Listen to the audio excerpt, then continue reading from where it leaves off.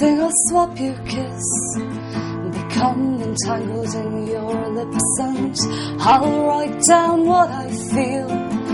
It'll go something like this.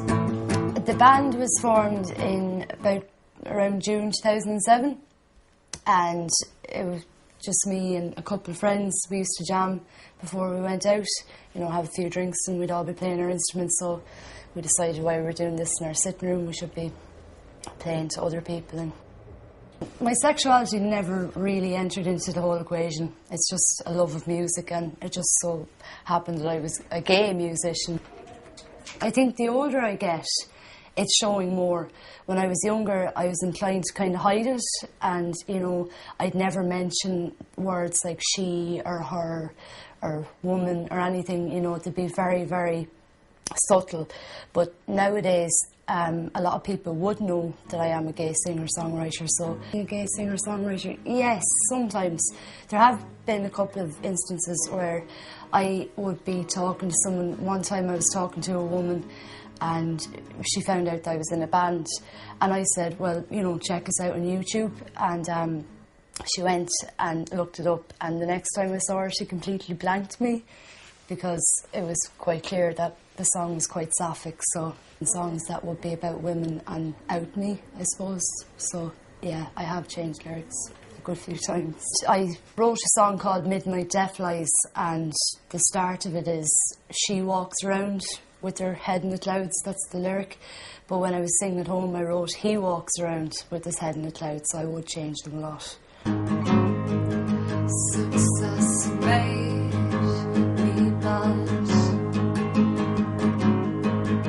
Ideas took everything. Tracy Chapman gets away with it because she's never said I am a lesbian. George Michael has never said that he's gay. But people know, but they don't seem to have a problem with it because Tracy Chapman is quite, you know, she's quite famous. But yeah, no, some people do get away with it, some people don't, I think.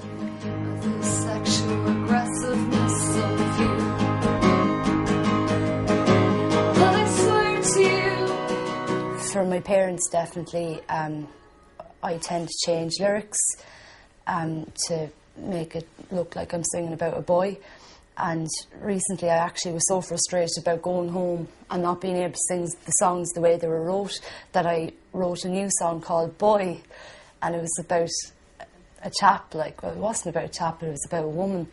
And I think it's the first time my parents, they know that I'm gay, but it was the first time that they ever said they liked a song of mine, that they really liked it, because they actually thought I was after going straight and that I was writing about a boy.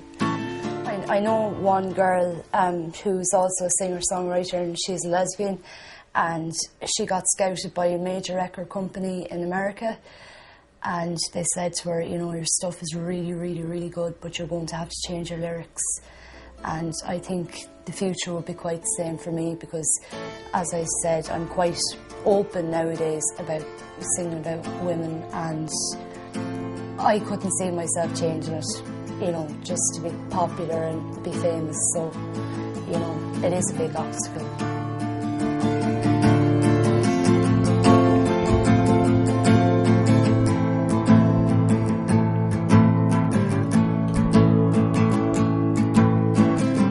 A conscience gone on strike, a feeling overripened.